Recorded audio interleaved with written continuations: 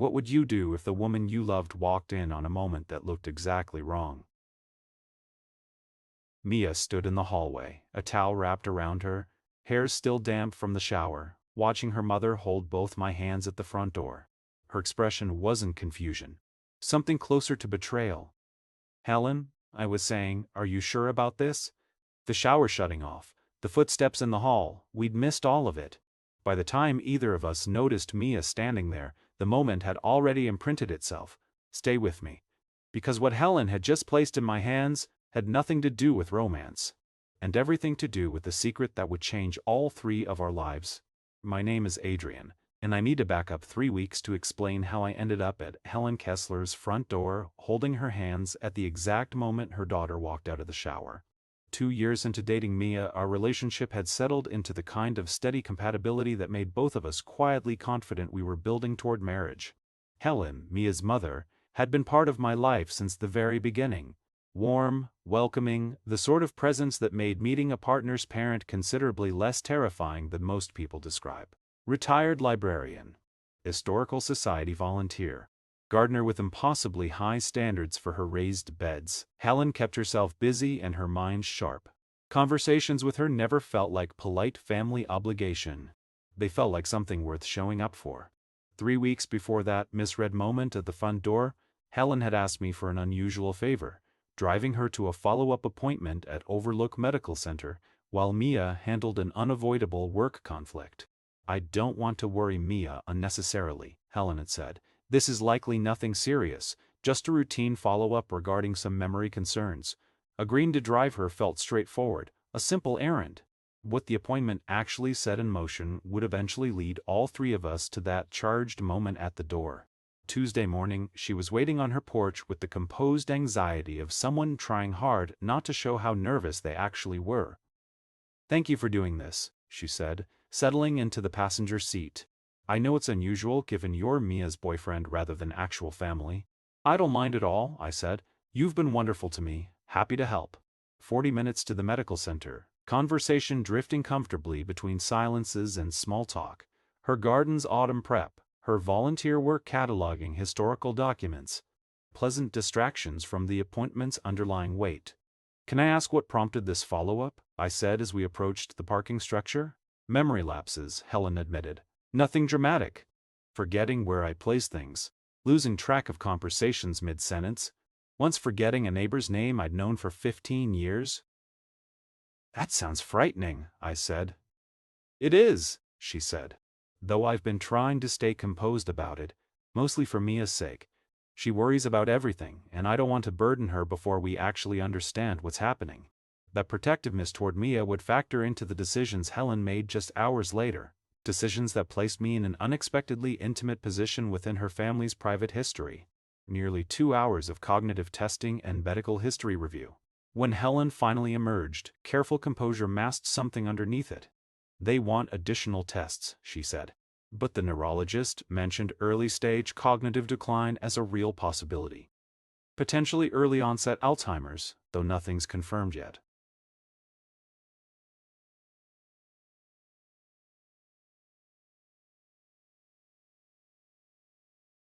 The weight of that preliminary word settled between us as we walked back to my car.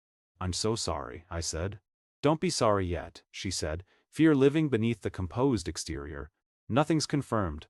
But I think I need to prepare for possibilities I hadn't previously taken seriously." That preparation involved something Helen had been planning to reveal eventually, and the urgency of this preliminary diagnosis convinced her today was the day for a secret she'd carried for decades. Relative silence filled the first 20 minutes of our return journey, Helen processing the appointment's weight while I navigated traffic, unsure how to offer meaningful comfort for something this large. "Pull over here," Helen said suddenly, pointing toward a scenic overlook along Route 9. "There's something I need to show you before we get home." Pulling into the small gravel lot, I had no idea what to expect. From her large purse came a wooden box I hadn't previously noticed her carrying. Roughly shoebox-sized, weathered exterior, slightly tarnished brass clasps. "I need you to understand something," Helen said, tracing the box's edges with careful fingers. "What I'm about to show you I've never shared with anyone currently living, not even my own daughter. Whatever waited inside that box carried real weight before she'd even opened it, weight that would prove entirely justified the moment the lid came up. "Helen, you don't have to show me anything you're not comfortable sharing," I said. "I think I do, actually," she said. "Given today's appointment, given the real possibility my memory might eventually fail, certain truths need sharing now, while I still trust my own mind to explain them properly." Up came the lid, revealing letters yellowed with age, tied with faded ribbon, alongside a small velvet pouch. "These letters are from a man named Thomas Bellwether," Helen said. "My fiancé, before I ever met Mia's father." That landed immediately. "I didn't know you'd been engaged before your marriage." "Nobody knows," she said. "Thomas died in a car accident 3 months before our planned wedding. 1987. I was 24, completely devastated, and I made a decision afterward that I've maintained for nearly 4 decades. I decided to never speak of him again." That explanation opened into the full story of Thomas's death, Helen's decades of silence, and the reason she'd chosen this particular day, and me, to finally break it. Out from the velvet pouch came a diamond ring. Old-fashioned in its setting, but unmistakably beautiful despite decades in storage. "My engagement ring," Helen said. "From Thomas. Never worn after his death. Never sold, never discarded. Hidden for 37 years. "Why show me this now?" I asked. "Rather than Mia, or your husband?" "Because I trust you," she said. "And because I want you to have it. For when you eventually propose to Mia, assuming that's the direction your relationship is heading." Stunned. "Helen, that's an enormous gift. Are you certain?" "Thomas's ring has sat in that box for 37 years, representing grief I never properly processed or shared with anyone," she said. "Time for it to represent something forward-looking instead." Driving Helen home that afternoon, the ring sat heavy in my jacket pocket, a physical reminder of the responsibility she'd just entrusted to me alongside everything else from that long, emotionally exhausting day. "Please don't mention any of this to Mia yet," Helen said as we pulled into her driveway. "Not until I've had proper time to process today's appointment and determine the right approach." "I won't say anything," I promised. "But please let me know if you need support, both with the diagnosis and eventually telling Mia about Thomas." At her front door, Helen stopped, visibly shaken, collecting herself before going inside.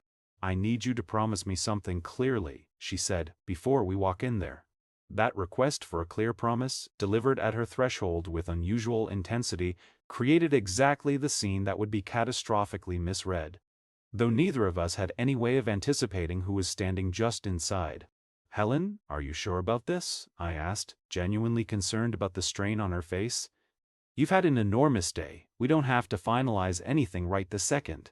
"I need to finalize it now," she said, reaching for both my hands, holding them with the urgent, deliberate grip of someone trying to physically anchor a promise into existence. "Promise me you'll help me tell her properly. Not rushed, not careless, properly." "I promise," I said, my hands still held firmly in hers at that open doorway.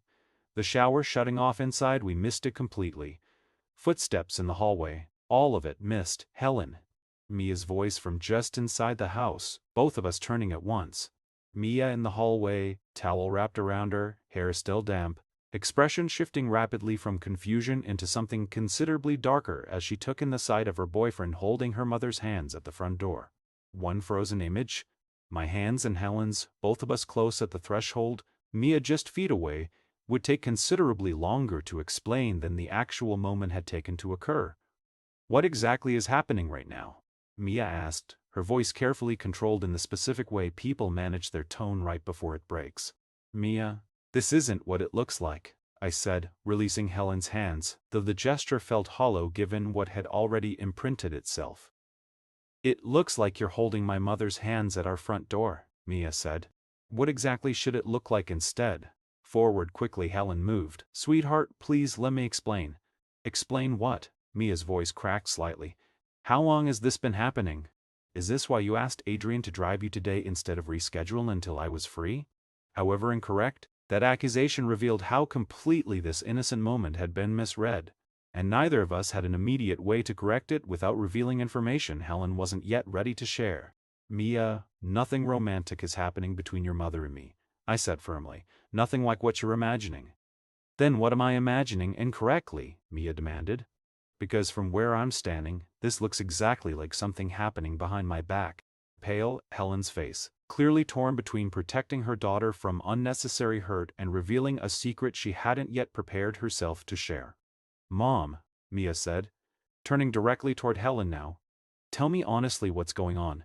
Eyes closed briefly, gathering strength for a revelation she planned to share on her own timeline, now forced into premature disclosure by this catastrophic scene. What came next would completely reframe what Mia had just witnessed, though the emotional damage from those first devastating seconds wouldn't fully heal through explanation alone. I had a medical appointment today, Helen said, at Overlook Medical Center. Adrian drove me because you couldn't get away from work. Mia's expression shifted immediately from suspicion into concern. What kind of appointment, Mom? What's happening? The doctors believe I may be developing early-stage Alzheimer's, Helen said, her voice steady despite the weight of the admission. We're waiting on additional tests to confirm. Color draining from her face, Mia's earlier suspicion collapsed entirely into a different, more genuine fear. Mom, why didn't you tell me? Why did you tell Adrian instead? Because I needed to process it first, Helen said. And because there's something else connected today, something considerably older than today's appointment, that I asked Adrian to help me with. Inside, all three of us settled into Helen's living room while she gathered herself for the larger explanation this scene had accelerated. Before I met your father, Helen told Mia, hands trembling slightly as she retrieved the wooden box, I was engaged to another man, Thomas Bellwether. He died in a car accident 3 months before our planned wedding. Mia stared at her mother, shock replacing the earlier suspicion entirely. You were engaged before Dad? Why have I never heard any of this? Grief made silence feel necessary at the time, Helen said, and that silence became habit over the following decades. Watching Mia absorb this history directly, rather than hearing it secondhand the way I had at the Overlook, revealed emotional layers I hadn't fully anticipated. Why did Adrian know before me? Mia asked, hurt still visible despite understanding the scene's actual innocence now. I revealed it after today's appointment, Helen explained. I needed to tell someone, and I wasn't ready to burden you with both the diagnosis and this additional history simultaneously. I asked him to help me share everything properly. Still feels strange, Mia admitted, tears forming. Learning my boyfriend knew family history before I did, especially after walking in on something that looked so completely different. I'm sorry for how that moment appeared, I said. Your mother asked me to hold her hands and promise I'd help her tell you properly. That's all that was happening at that door.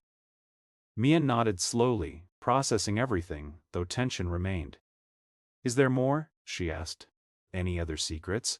The box came fully open now, letters and the small velvet pouch visible inside. Seeing that ring for the first time, Mia's expression shifted into something even more layered. Curiosity mixed with lingering hurt about the secrecy surrounding this entire history. This was Thomas's engagement ring, Helen explained. Hidden for 37 years. I gave it to Adrian recently, hoping he might eventually use it when proposing to you, if that's the direction you two are heading. That's what we were discussing at the door. Nothing more, nothing less. Mia's eyes went wide, looking toward me with an entirely different kind of surprise now. You've had this ring? Since the appointment? About 3 weeks, I said. I honestly didn't know how to carry this without revealing it prematurely, before your mother felt ready to share everything herself. This is a lot to process at once, Mia admitted. Mom's diagnosis, a secret first engagement, walking in on what looked like something completely different, and apparently my boyfriend's been holding a ring intended for our eventual engagement. That overwhelming combination of revelations required time to properly absorb, time that would test our family's stability more than any of us initially anticipated. I understand this feels overwhelming, Helen said. I'm sorry for the timing and especially sorry that the confusion at the door added unnecessary pain to an already difficult day. I need some time, Mia said quietly.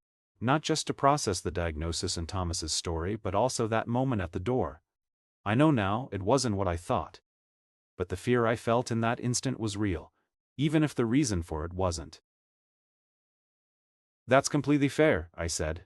Take whatever time you need. Shortly after that, Mia left, requesting space to work through everything privately, leaving Helen and me sitting together in the aftermath of a day that had unfolded far more dramatically than either of us had anticipated that morning. That request for space created real anxiety about my relationship with Mia, anxiety that would build over the following days as she worked through the layered complexity of everything revealed. "I'm sorry," Helen told me once Mia had gone.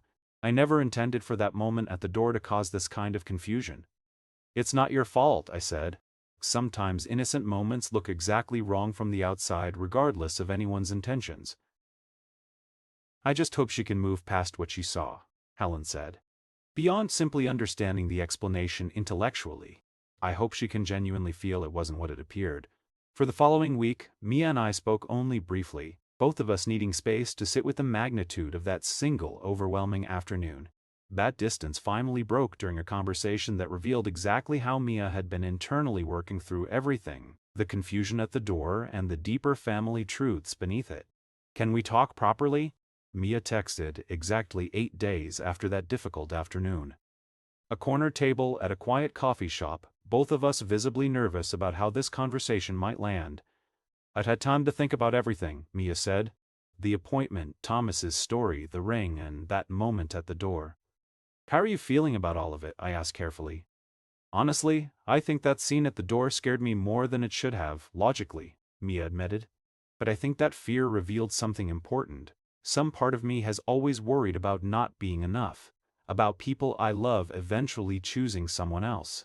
Walking in on that scene activated every insecurity I've ever carried, even though the actual explanation was completely innocent." "I understand that fear," I said. "Though I want you to know clearly, nothing about that moment, or anything since, has ever involved anything except genuine care for your mother during an incredibly difficult day." "I believe that now," Mia said. "I think I believed it intellectually even that same day, once Mom explained everything. But emotionally, I needed time to actually feel it, rather than just understand it as a fact. That honest distinction between intellectual understanding and emotional processing revealed exactly the kind of self-awareness that would ultimately help our relationship recover fully from this difficult chapter." "Can I ask you something?" Mia said. "About the ring. How do you feel about proposing with something carrying such complicated history?" I considered the question carefully. "Honestly, I think it carries something beautiful now rather than simply representing unprocessed grief," I said. "Your mother wanted it to represent something forward-looking, a continuation of love rather than preserved sorrow." "A generous interpretation," Mia said, "though I need to admit something else. Part of me initially felt strange about receiving a ring originally intended for a different relationship entirely." "I understand that concern," I said. "Though I think your mother's intention was to transform something painful into something meaningful, rather than simply pass along old history without considering how it might feel to you." That honest conversation about the ring's meaning opened deeper discussion about our relationship's future and ultimately clarified exactly how we wanted to move forward given everything that had unfolded. "Do you want to use that specific ring?" I asked. "Or would you prefer something entirely new?" A long pause while she sat with this. "I want to use it," she said finally. "Not because I feel obligated given Mom's gift, but because I've had time to sit with its meaning. Transforming grief into genuine hope feels beautiful rather than uncomfortable." "Are you certain?" I asked. "This is a significant decision and I want you completely comfortable with whatever we choose." "I'm certain," she said. "Though I think we also need to address something else. That moment at the door taught me how quickly fear can distort an innocent scene. I don't want that kind of confusion shadowing our relationship going forward." "What do you need from me to prevent that?" I asked. "Just honesty," Mia said. "Immediate honesty, even when something's complicated or difficult to explain quickly. If Mom needs help with something again, I need to know right away, even if the full explanation has to wait." That commitment to immediate transparency, even amid complicated circumstances, would become an important foundation for how our family navigated Helen's continued health journey. Cognitive decline progressed slowly but noticeably over the following months, small memory lapses becoming somewhat more frequent, though nothing yet debilitating according to her regular neurological check-ins. Robert, Mia's father, learned about Thomas's existence shortly after Mia did, his reaction carrying its own complicated layers given 37 years of marriage to Helen. "I need to understand something," Robert said, during a tense conversation at Helen's house about 10 days after the initial revelation. 37 years of marriage and I never knew about this part of your history?" "I'm sorry," Helen said. "I made a decision after Thomas's death to build my new life without carrying that grief forward." That confrontation revealed marital tension requiring careful navigation alongside Mia's own continued healing tension that threatened family stability during an already difficult period. Visibly upset, Robert left and needed several days of separate reflection before he and Helen could discuss things more calmly. Eventually, they worked through it with a marriage counselor over the following weeks. "We're going to be okay," Helen told me, during one update call about 6 weeks after the initial revelation. "Robert needed time to feel less excluded from my history, but he's also recognized my silence about Thomas wasn't really about him. It was about my own unprocessed grief." "I'm glad you're finding your way through this," I said.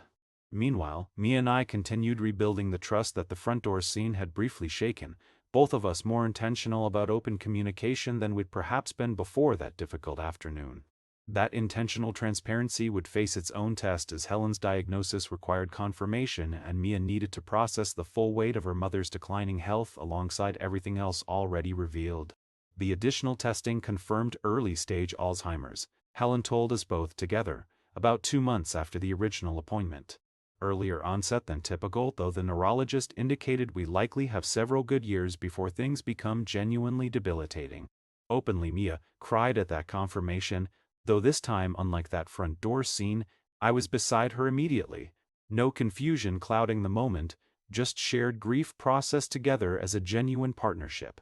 "I'm so glad you're here with me for this," Mia told me afterward. "Not hiding anything, not creating any confusion, just present." "I'll always be present," I said, "for whatever comes next." Gradual healing replaced the initial tension as the months passed. Robert and Helen rebuilding marital trust through consistent, honest communication, our family finding a new equilibrium around Helen's diagnosis and Thomas's revealed history. "I want to propose relatively soon," I told Mia about 4 months after the initial revelation. "Not because I feel rushed, but because I want your mother to genuinely experience this moment while she's still able to fully process and remember it." Tears in her eyes at that. "An incredibly thoughtful reason," she said. "Though it also makes me sad acknowledging why that urgency exists." That decision led to careful planning over the following weeks, ensuring the proposal properly honored both Helen's gift and the original meaning behind that ring, while quietly healing the memory of that difficult afternoon. Route 9's overlook, the exact spot where Helen had first opened that box, felt like the only place the proposal could happen. Arranged under the pretext of an autumn family drive, Helen and Robert accompanying us without knowing my actual intentions. "This is a beautiful spot," Mia said, looking out across the valley, "though something about this location feels oddly familiar." "It should," Helen said quietly, apparently understanding immediately what was about to happen. That moment of recognition from Helen provided exactly the emotional foundation I'd hoped for, transforming what could have been simply a beautiful proposal location into something carrying multi-generational meaning. Down on one knee, the velvet pouch in hand, I looked up at Mia. "Mia," I said, "your mother brought me to this exact spot months ago, sharing a story about love, loss, and grief she'd carried privately for nearly 4 decades. She gave me this ring, hoping it might eventually represent something forward-looking rather than preserve sorrow." Tears already streaming down her face, her mother beside her equally emotional. "I love you completely," I continued. "And I think this ring, originally representing a beautiful love story that ended too soon, deserves the chance to represent a new beginning instead. Will you marry me?" A nod before she could manage words. Then, "Yes, obviously yes," through overwhelmed tears. Delivered at the exact location where Helen's decades-old secret had first been revealed, the proposal created a full-circle moment, transforming both devastating history and one catastrophically misread afternoon into something genuinely beautiful. Arms around both of us immediately, Helen's tears carrying relief alongside joy. "Thomas would be happy," she said, knowing his ring found its way toward representing this kind of authentic love. "Thank you for trusting me with this responsibility," I said. even though it led to that very difficult afternoon at your front door. Softly, Helen laughed through her tears. I've thought about that moment often, she said. I'm sorry it caused me such fear, but in a strange way, I think that scene forced an honesty into our family faster than my careful, gradual timeline ever would have managed alone. Reframing that front door scene from painful confusion into accidental catalyst for genuine family honesty marked something important in how all of us had come to understand that difficult day. Turning toward her mother, Mia said, I need to say something. That day terrified me, walking in and seeing you both like that. But looking back, I'm grateful it happened exactly the way it did. If I hadn't walked in at that moment, I don't know how much longer the full truth would have stayed hidden. I've made peace with Thomas's memory in ways I never expected, Helen said, watching that ring transform into representing your happiness instead of simply my unprocessed grief. That means enormously to both of us, I said. Robert spoke up from nearby. I've had months to sit with feeling excluded from Helen's history, he said. But watching this proposal, understanding the meaning behind everything that unfolded, including that misread moment at the door, I think I finally understand why Helen made the choices she did. We married that following autumn, at the same overlook, Helen present and lucid enough to witness every meaningful moment. Sometimes the most frightening misunderstanding becomes the doorway to deeper truth. If this moved you, tell me where you're watching from tonight. And have you ever misread a moment that turned out to mean something entirely different?